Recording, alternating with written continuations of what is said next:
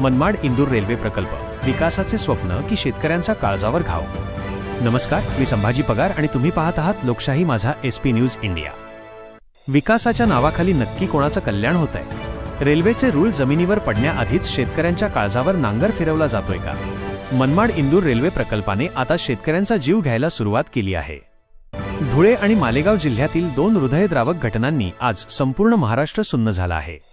धुळे जिल्ह्यातील वडजे येथील शेतकरी सचिन पाटील यांच्या वडिलांना जेव्हा समजलं की त्यांच्या रक्ताचं पाणी करून कमावलेली जमीन या प्रकल्पात कवडीमोल भावाने जाणार आहे, तेव्हा त्यांना तो धक्का सहन झाला नाही. आपल्या पिढ्यानपिढ्यांच्या जमिनीचा असा लिलाव होताना पाहून त्यांना हृदयविकाराचा तीव्र झटका आला आणि त्यातच त्यांचं निधन झालं.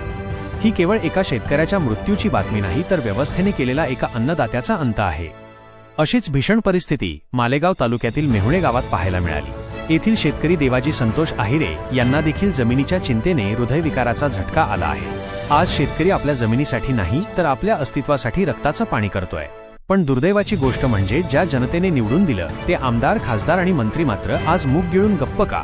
असा संतप्त सवाल लोकशाही धडक मोर्चाचे संस्थापक शेखरदादा पगार यांनी उपस्थित केला आहे. शेखरदादा पगार आणि लोकशाही धडक मोर्चाच्या प्रमुख मागण्या: प्रकल्पग्रस्त शेतकऱ्यांना त्यांच्या जमिनीचा मोबदला हा आजच्या बाजारभावाप्रमाणेच मिळाला पाहिजे. ज्या कुटुंबाची जमीन गेली त्या कुटुंबातील किमान एका व्यक्तीला सरकारी नोकरी देण्यात यावी. प्रत्येक प्रकल्पग्रस्त शेतकऱ्याला प्रकल्पग्रस्ताचे अधिकृत प्रमाणपत्र तातडीने देण्यात यावे. यावेळी लोकशाही धडक मोर्चाचे जिल्हाध्यक्ष अनिल जाधव, सुनीताताई महिरे, उत्तर महाराष्ट्र प्रमुख योगेश अण्णा गर्दे, आशाताई जाधव, भरत देसले, शरद देसले, दिनू पाटील, देवाजी संतोष आहिरे आणि संभाजी सावंत यांच्यासह अनेक पदाधिकारी उपस्थित होते. शेतकरी आता आपल्या हक्कासाठी पेटून उठला आहे.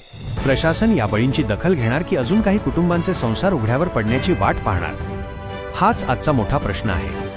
मी संभाजी पगार आणि तुम्ही पाहत होतात लोकशाही माझा SP न्यूज इंडिया.